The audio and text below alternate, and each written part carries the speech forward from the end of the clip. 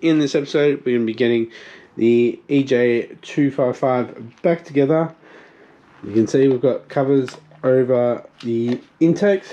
We have the new gaskets to go on because these were rusty, and the two center bolts on both of them were rusty, so we've got replacements of them. And we've got to clean out the breather system. We've got a new hose here. These are all new. We've got to get the manifold back on, and might have to make a couple of hoses because I couldn't get them. But hopefully we can get everything back on. We do have a rear main seal to do. We've got the flywheel down there to put on, and we have a new clutch from Extreme Clutches. I need to take off these crossover pipes. So this one is coolant, goes up near the little tank, and this one is actually breather. So I need to undo this bolt and this bolt, and you should be able to get that off because I've already taken the clamp off there. And take that one off there. I just tried to undo this bolt and it was very tight, so I tightened it back up like it was going to break. I do not want them to break off into the engine, so I'll leave that. I'll try to get this hose off. I do have a replacement, so it doesn't matter if it breaks, but that means this one is available to clean out. Just make sure it doesn't go into the engine, because I think that's pretty gunked up. So I couldn't get this hose off, and it's hard. The clip is underneath, I can't get to that. So undo this one. Sweet.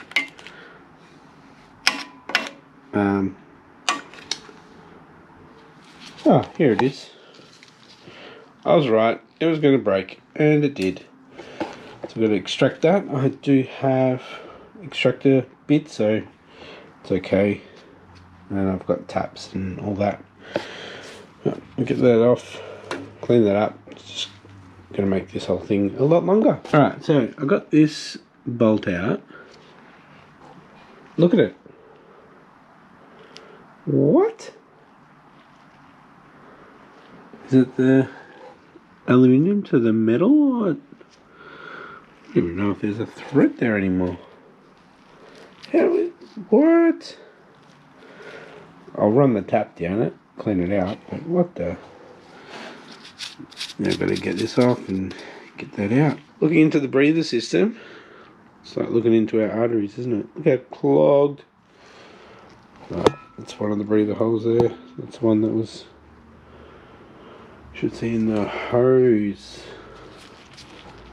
Look at the gunk in that. Yeah, it's not breathing at 100%, so new hoses, clean them out, should breathe a bit better.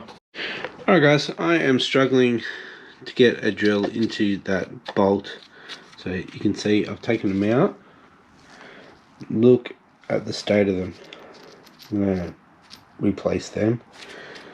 We'll get that off. I think I've got one seal. I've got quite a few O-rings, hopefully that'll work. I reckon if I didn't do this, it'll probably leak, knowing my luck. I should be able to pull this off now. Maybe not, it's probably seized on there. But look at the bolts. I am actually struggling to get this off. Rotating a little bit, so hopefully I can get it off. I'm going to be cleaning up all those threads. Make sure I don't go too far down, because we'll go into the coolant gallery.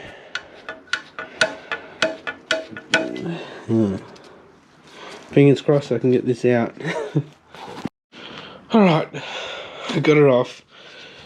About an hour and a half of soaking and prying.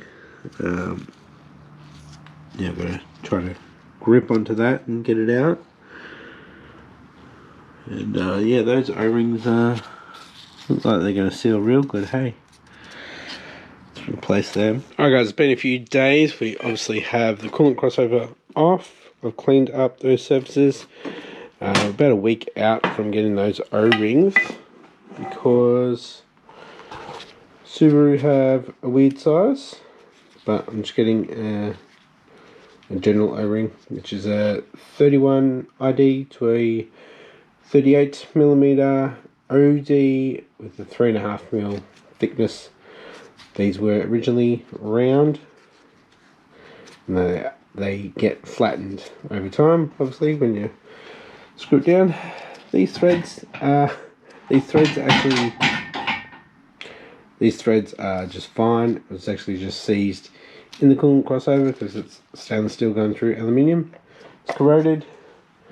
We sent a 6mm drill bit down, cleaned them out, got some more bolts I had laying around from another engine that I pulled apart. So this is what they look. I'll clean that one up. This is what they look like. Yeah, clean them all up, but it's pretty much what they all look like. So got some other ones, waiting for the O-rings. So I'm doing the clutch now. So we're putting the chain on. I was going to put the AC alternator bracket on to chain it onto that, and the bolts won't go into the holes. Now looking at the bolts, they are crusty, so we're running them through the dye to clean up the threads, and then we're just going to make sure that they can go into the block.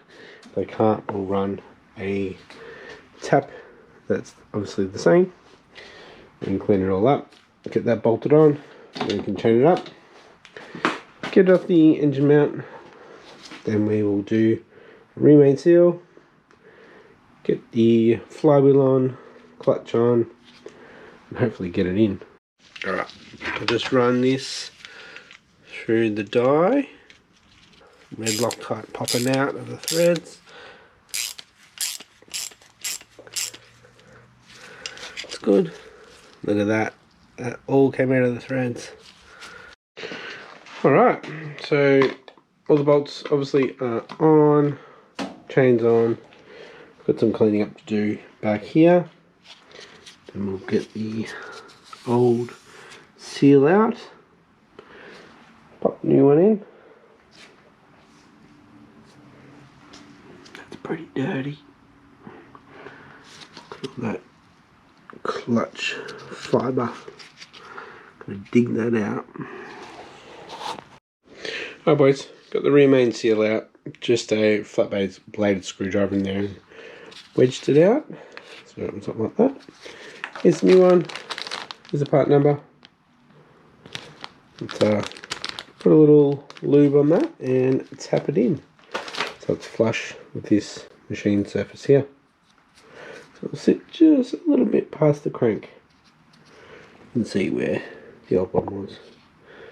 About 3mm in. Yeah, flush with that surface. Alright, we're putting the flywheel on now, so I'm going to use some blue Loctite, which is a temporary one, and then we're going to tighten it to 72 Newton meters on all 8, going in a cross pattern. So that one's just there to make sure it doesn't fall off.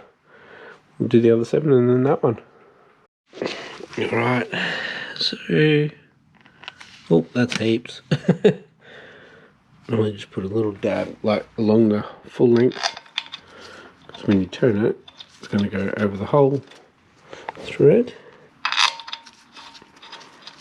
Alright, I'm going to do them up in a star shape, and then we'll tighten it to 72. Just with the ratchet.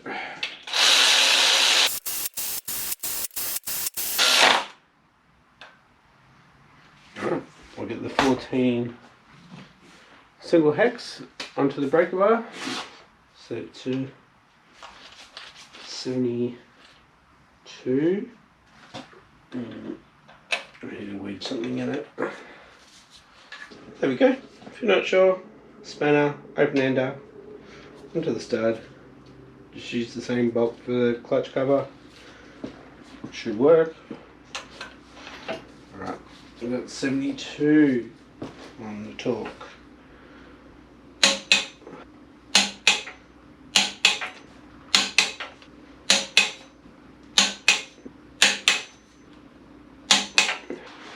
Got the micro torque wrench, so we can get to 16 newton meters. Clutch disc.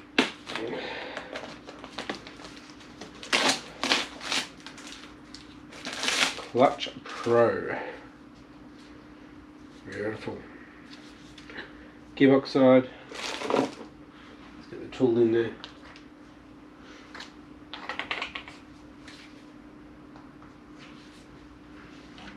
Why do they make clutches look so good? And you never see them.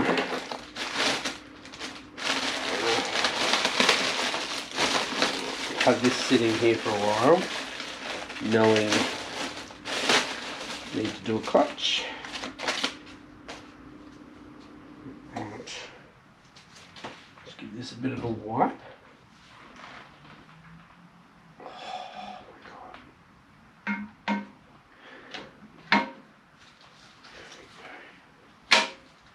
That's not good. That's not good.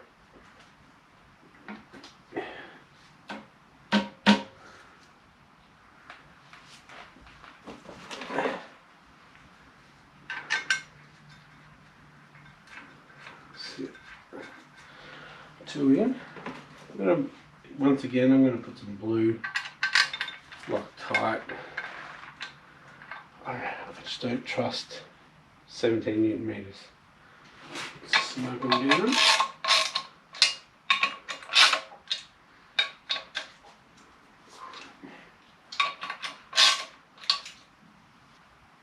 There we go. Alright boys, we are back. So I've put a little bit of indices from there and there on that down, because it's often the hardest thing when getting an engine out.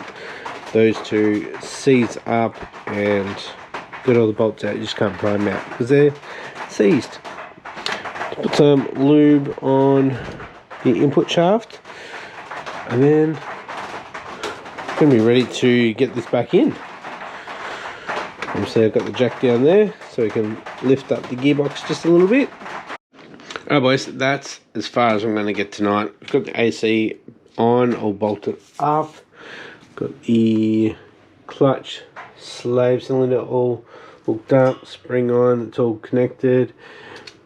You can see we've got the starter on. We've got mounts on for the exhaust. The exhaust is in the garden shed, so I'll get that tomorrow. Connected up a couple of sensors. The front O2 sensor isn't in. We need that front wheel off. So when I put the axle in, I'll do that one. Just need to pull back the inner guard as well. Not putting the power steering pump back on yet because there is a bit on this side of the manifold. It's a bit fiddly. So I'll put that on after the manifold's on. This side's pretty easy. We have, what else? I think that's about it. I don't know, but I have been on my back through all of the old gearbox oil and I need to go have a shower. So we'll catch ya.